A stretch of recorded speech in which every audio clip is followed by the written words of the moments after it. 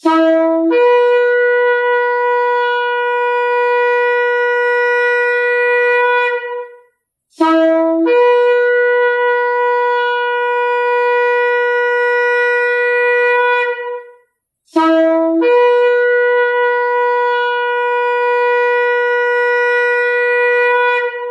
RPK yang dikasihi Tuhan dimanapun Anda berada.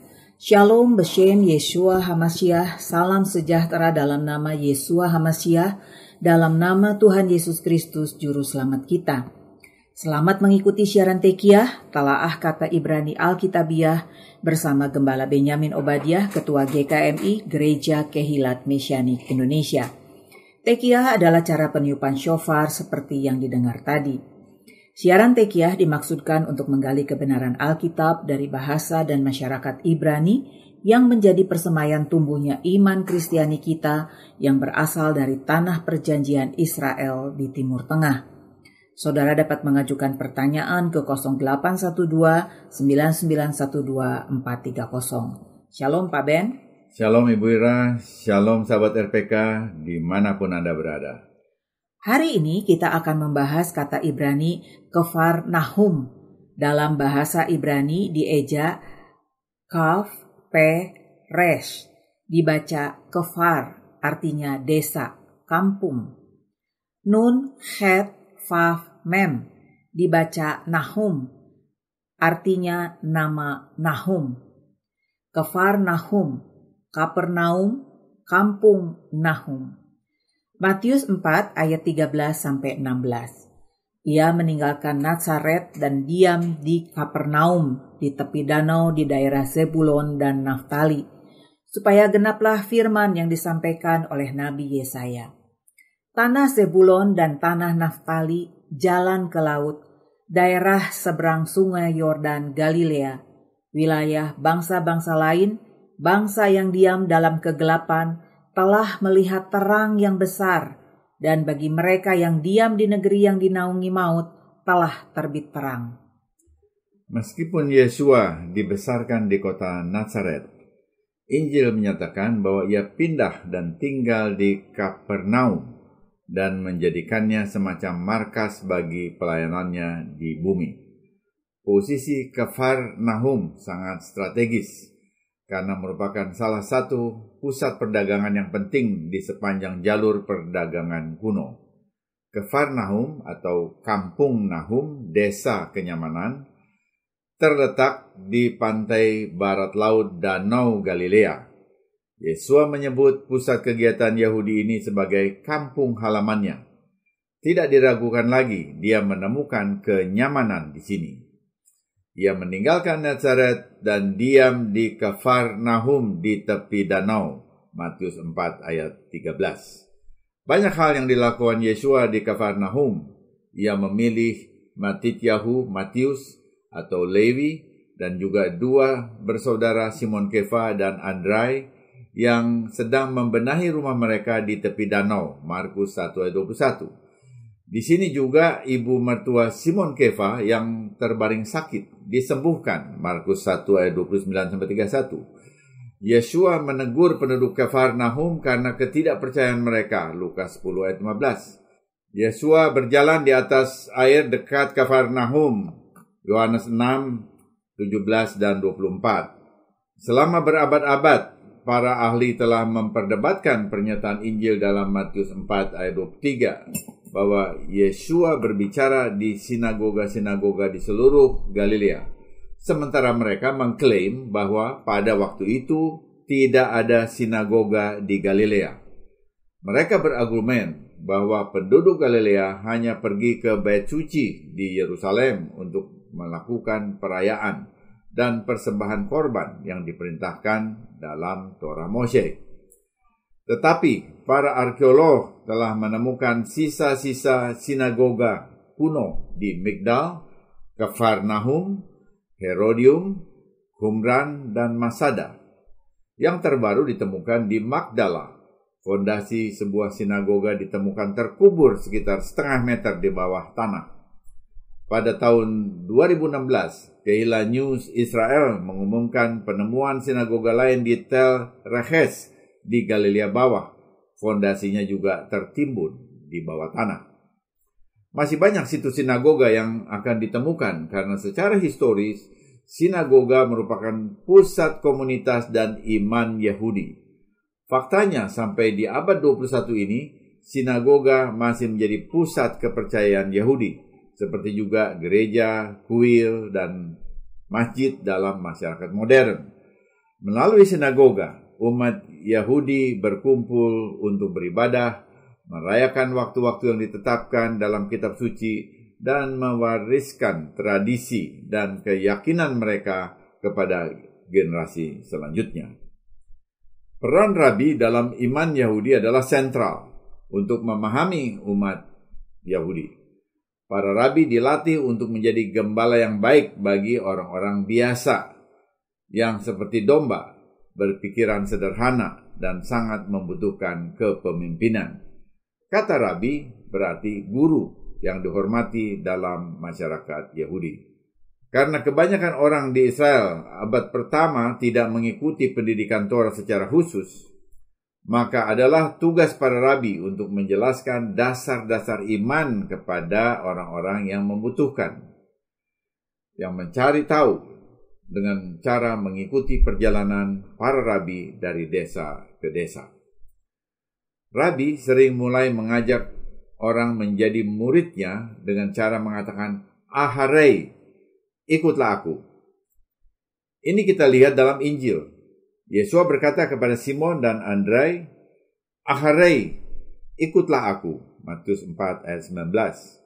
Dan orang-orang yang diajaknya akan mengikuti dan memulai perjalanan mereka bersamanya.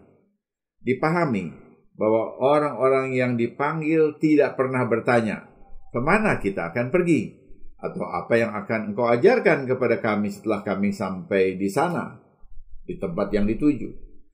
Setiap rabi yang memanggil murid-murid sudah siap mencurahkan gaya hidup Torahnya kepada mereka. Demikian juga, para murid siap untuk mengikuti ajaran rabi mereka. Pada zaman Yeshua, Kafarnaum diibaratkan sebagai pusat batu pengirikan dunia. Bahkan ketika Anda berkunjung hari ini, Anda akan melihat batu kilangan berusia berabad-abad tergeletak di sana. Sangat penting untuk memahami betapa pentingnya batu pengirikan bagi perekonomian dan kehidupan sehari-hari orang di Timur Tengah.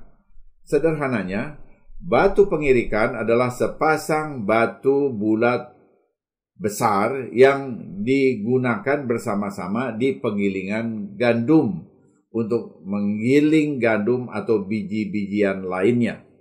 Pasokan makanan rakyat sangat bergantung pada batu pengirikan atau batu kilangan tersebut. Yesus berkata, "Jika seseorang menyesatkan salah satu dari anak-anak kecil ini yang percaya kepadaku, lebih baik bagi mereka jika sebuah batu kilangan besar diikatkan pada lehernya dan ditenggelamkan ke dalam laut." Matius 18 ayat 6. Anak-anak itu dalam konteks utamanya adalah anak-anak Yahudi. Ini menunjuk posisi anak-anak dan umat Yahudi yang jangan sampai disesatkan. Anak-anak, karena mereka generasi penerus yang akan meneruskan masa depan orang percaya. Umat Yahudi, karena merekalah umat perjanjian pertama sebelum bangsa-bangsa dipanggil. Kalau mereka tersesat, maka bangsa-bangsa pun akan lebih tersesat lagi. Yeshua mengucapkan kata-kata ini tepat di pusat Kafarnaum, desanya Nahum, yang terletak hanya puluhan meter saja dari Danau Galilea. Orang-orang tidak mungkin tak memahami maksudnya. Mereka menyukai keindahan dan kesederhanaan ajaran Yeshua, seperti juga yang kita pahami hari ini. Mereka menghargai Dia yang tidak pernah merendahkan atau meremehkan mereka, seperti yang dilakukan oleh orang Farisi dan Saduki. Yeshua mengetahui kerinduan dalam hati banyak orang untuk memahami kebenaran yang Dia ajarkan kepada mereka, dan Dia menyukai kemurnian. Mereka ingin mengenal Bapa surgawi mereka lebih dekat. Mereka membutuhkan harapan, dan Yeshua membukakan harapan kepada mereka setiap hari selama 3 tahun pelayanannya. Tepat di sebelah sinagoga Kafarnaum ada situs galian kuno yang disepakati oleh para arkeolog sebagai rumah ibu mertua Petrus. Letaknya sekitar 50 meter saja dari sinagoga. Injil mencatat bahwa Yesua mengunjungi rumah ini selama dia tinggal di Kafarnaum, yaitu seperti yang tertulis dalam Lukas 4 ayat 38-39. Kemudian ia meninggalkan rumah ibadat itu dan pergi ke rumah Simon. Adapun ibu mertua Simon demam keras dan mereka meminta kepada Yesua supaya menolong dia. Maka ia berdiri di sisi perempuan itu, lalu menghardik demam itu, dan penyakit itu pun meninggalkan dia. Perempuan itu segera bangun dan melayani mereka. Yesua menghardik penyakit demam dan penyakit itu sembuh. Ini kuasa Mesias atas penyakit. Perhatikan, sesudah sembuh, ibu mertua Simon pun melayani Yesua. Ini hal penting. Mujizat tidak dilakukan hanya untuk mujizat per se. Mujizat tidak dilakukan hanya untuk mujizat tok. Tetapi agar orang yang disembuhkan itu melayani Mesias bagi kemuliaan Bapa Surgawi.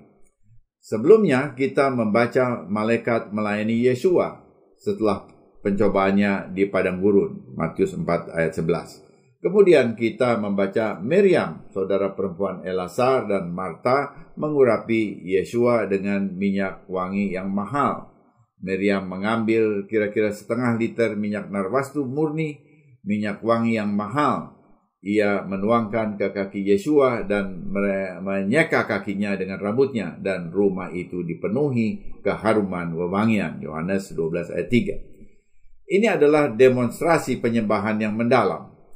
Penyembahan serta persembahan tidak jauh dari kehidupan.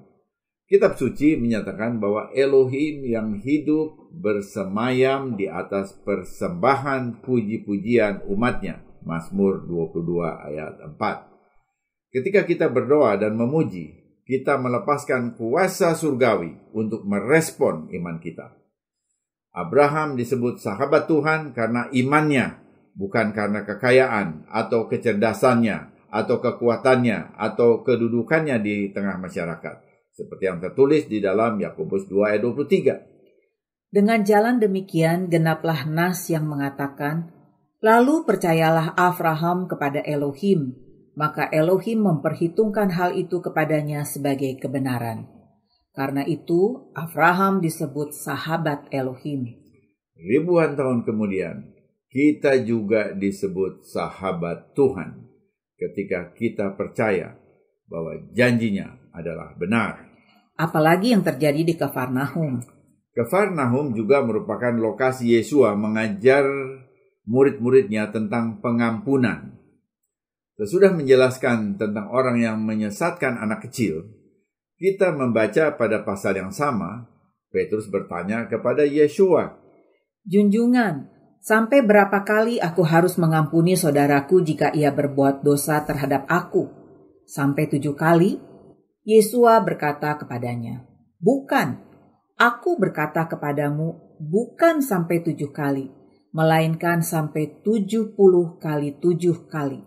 Matius 18 ayat 21-22. Simon Petrus berpikir dia sudah sangat rohani dengan rela mengampuni seseorang hingga 7 kali. Ternyata tanggapan Yesua menghendaki dia untuk mengampuni seseorang hingga 490 kali. Ini pasti sangat mengejutkan. Segala sesuatu yang dikatakan dan dilakukan Yesua mempunyai tujuan. Dia tidak pernah menyia-nyiakan sepatah kata pun. Jadi berapa kali kita diminta mengampuni tentunya mengandung makna yang lebih dalam. Tetapi apa maksudnya? Seperti yang telah kita bahas, setiap huruf dalam bahasa Ibrani juga merupakan angka. Setiap huruf mempunyai nilai, dan nilai ini sering mengkomunikasikan wawasan rohani yang lebih dalam. Dan itulah yang terjadi di sini. Angka 490 adalah nilai numerik atau gematria dari kata Ibrani Alkitabiah tamim yang berarti lengkap, sempurna, atau selesai. Artinya, seseorang yang tidak bisa memaafkan akan selalu menjalani kehidupan yang tidak sempurna dan tidak lengkap, karena tidak memiliki pemahaman yang benar terhadap karya Yesua di salib yang dikatakannya sudah selesai. Angka 490 juga merupakan nilai dari frasa Ibrani Vahaya Lefavchem Shalem yang diterjemahkan menjadi jadikanlah hatimu sempurna. 1 Raja-Raja 8 ayat 61. Jadi mengampuni membantu kita menyempurnakan hati kita di hadapan Tuhan. Benar sekali, dan sungguh luar biasa. Kesimpulan ini didapat dari pemaknaan nilai numerik huruf Ibrani. Masih ada yang lebih mendalam. Bahasa Ibrani untuk kata kelahiranku, moladati, dan Bethlehem, Beit Lahem, tempat Mesias lahir yang berarti rumah roti, masing-masing mempunyai nilai numerik 490. Hubungan ini masuk akal karena Yesua lahir agar kita diampuni dan pengampunan dikaitkan dengan roti, lahem. Dalam doa Bapa kami dikatakan, berilah kami pada hari ini makanan kami yang secukupnya, dan ampunilah kami akan hutang kami, seperti kami juga telah mengampuni orang yang berhutang kepada kami. Matius 6 ayat 11-12, versi TLV. Logika paralel kedua kalimat ini berkata, seperti seseorang yang tidak dapat hidup tanpa makanan sehari-harinya, demikian seseorang tidak dapat bertahan hidup tanpa diampuni dan mengampuni. Seseorang tidak dapat bertahan hidup tanpa diampuni dan mengampuni. Benar sekali. Sungguh indah pemahaman doa Bapa kami dihubungkan dengan perspektif gematria Ibrani. Saya sangat bersyukur dan diberkati. Pemazmur menulis, Tuhan, jika Engkau mencatat dosa-dosa, siapa yang dapat bertahan? Mazmur 130 ayat 3. Kita perlu belajar mengampuni agar kita juga diampuni. Bagaimana kita merayakan pengampunan yang telah diberikan Mesias kepada kita? Dengan mengambil bagian dari roti tak beragi dalam perjamuan Pesak terakhir Yesua, saat ia berkata, inilah tubuhku yang diserahkan bagi kamu. Perbuatlah ini menjadi peringatan akan aku. Lukas 22 ayat 19. Yesua yang adalah roti kehidupan, lahir di Bethlehem, rumah roti, agar kita dapat mengalami pengampunan dan membagikan roti pengampunan kepada orang lain. Ketika kita gagal untuk mengampuni atau memaafkan, secara rohani diibaratkan kita menahan makanan untuk orang yang kelaparan, dan ini satu tindakan yang tidak dikehendaki. Pengampunan bukanlah pilihan. Itu adalah persyaratan bagi para pengikut Yesua. Kita harus mengampuni karena kita sudah diampuni oleh Tuhan lebih dahulu. Memperluas pengampunan seharusnya tidak bergantung pada penerimaan permintaan maaf seperti yang ditulis oleh Rav Shaul Paulus dalam Kolose 3 ayat 13. Saling menanggunglah kamu seorang terhadap yang lain, dan ampunilah seorang akan yang lain. Apabila yang seorang menaruh dendam terhadap yang lain, sama seperti Tuhan telah mengampuni kamu, kamu perbuat jugalah demikian. Karena alasan ini, pengampunan merupakan salah satu tindakan iman terbesar dan tanda kesetiaan sejati kepada Tuhan. Kita harus mengampuni karena kita telah diampuni. Manfaat praktis dari pengampunan adalah membebaskan diri kita sendiri dan juga diri orang lain. Tidak memaafkan membuat saudara terpenjara dan dirantai ke masa lalu saudara. Tetapi memaafkan adalah kunci yang membebaskan saudara. Jangan tunda. Tanyakan pada diri saudara dan juga kepada Tuhan, siapa yang harus aku ampuni pada hari ini? Apakah saudara perlu memaafkan diri sendiri? teman, atau anggota keluarga. Semoga Tuhan memberi kita iman dan kasih karunia saat ini untuk sanggup mengampuni orang lain dalam nama Yesua Sang Mesias. Semoga siaran ini memberkati saudara. Informasi bagi saudara, ibadah Syabat Ibrani Mesianik disiarkan secara live streaming di YouTube setiap Sabtu jam 10 waktu Indonesia Barat. Untuk mendengar ulang semua program Tekiah, kunjungi dan subscribe channel Kehilat Mesianik di YouTube. Bapak Pendeta Benyamin Obadiah akan memimpin rombongan ziarah 9 hari ke Israel tanggal 6 sampai 14 November 2022. Pak Pendeta, apakah rombongan ini akan singgah di Kafarnaum juga? Tentu saja, ini situs penting. Di Kafarnaum ada 2 situs penting. Sinagoga yang pernah didatangi oleh Yesua dan rumah mertua Simon Petrus.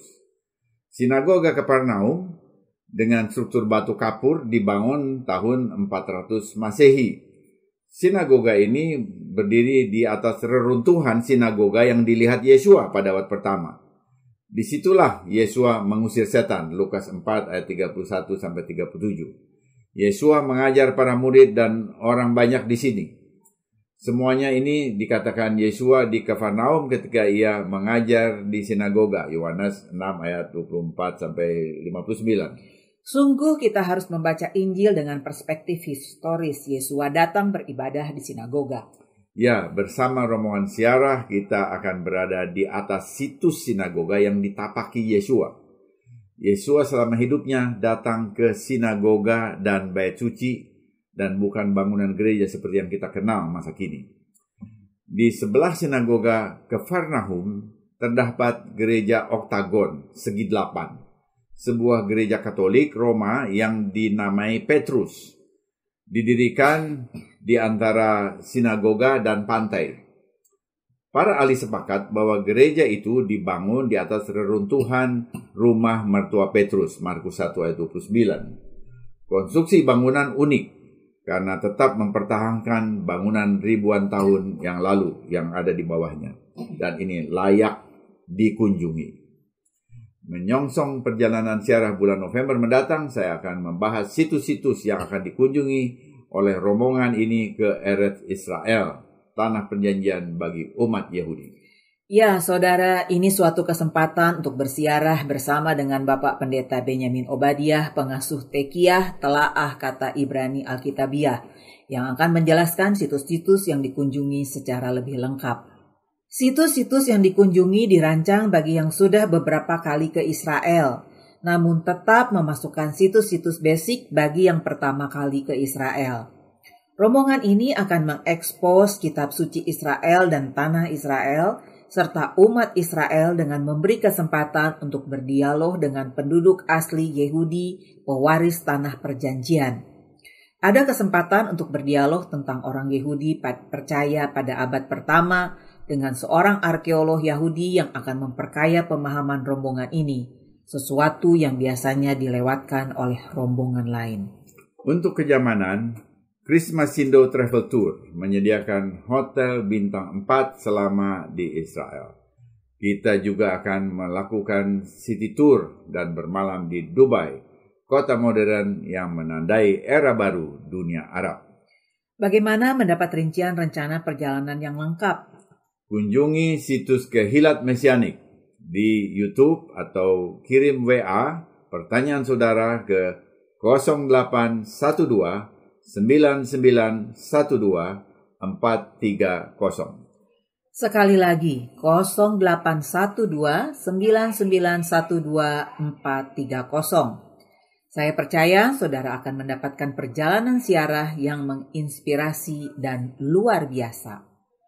Sesudah narasi ini kita akan mendengar lagu Kiko Ahaf, karena Elohim mengasihi, Yohanes 3 ayat 16. Dalam bahasa Ibrani, Kiko Ahaf Elohim et haolam, karena demikian besar kasih Elohim akan dunia. Ad kinatan et bno Yehido, sehingga diberikannya anaknya yang tunggal. Lemaan loyofat kol haamin bo, agar semua orang yang percaya jangan binasa. Elayin hal haye olam, melainkan beroleh hidup kekal. Bapa memberikan Yesua karena mengasihi saudara dan saya.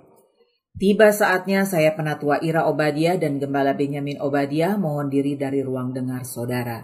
Sampai jumpa pada siaran mendatang. Yesua keselamatanku, Torah kesukaanku, menuju kepenuhan bangsa-bangsa. Shalom, shalom.